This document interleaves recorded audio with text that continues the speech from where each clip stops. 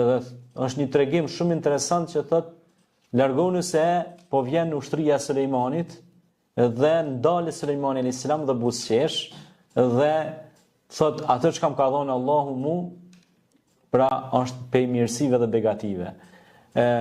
Pra ul edhe ra në gjendje të barabart me bubrecin dhe diskutoj me te.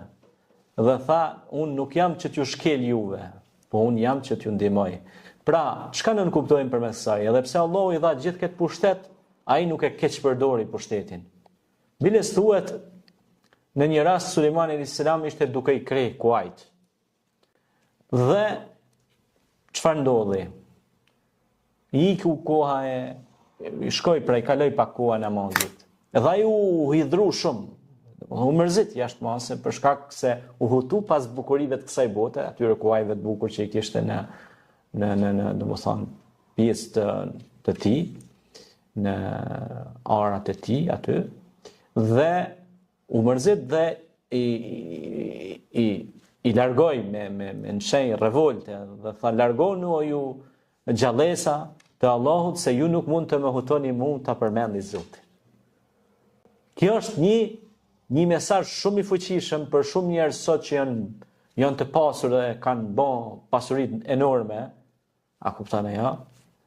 Për më tregu se nuk bën që edhe pse Zoti ju jep pasuri, sepse Zoti të sprovon, wala namluannakum bi shay'in min al-khawfi wal-ju'i wa naqsin min al-amwali wal-anfusi wath-thamarat wa bashshiri s-sabirin. Thot Zoti në Kur'an, kena më sprovu me vlad, me pasuri, me varfëri, me gjithçka thot, po edhe me pasuri thot, sprove madhe, se kur të bëni pra materie pare të madhe, pasuri, kapital, thot mos të hutoni po t'i binin sejdë Allahut. Ti thoni Zotit faleminderit për shëndetin që e gëzoj, se dikush ka pasuri po nuk e din Zotin hak, nuk e din pse ka ardhur në këtë botë, nuk e din qëllimin e ardhes tij në këtë dunja, dhe nuk e din pse jeton dhe pse frymon, dhe pse është i gjallë. Prandaj Sulejmani alayhis salam tha, kjo është prej Allahut. Pra gjitha këto të mira, gjitha këto mirësi kemi pra nga Allahu.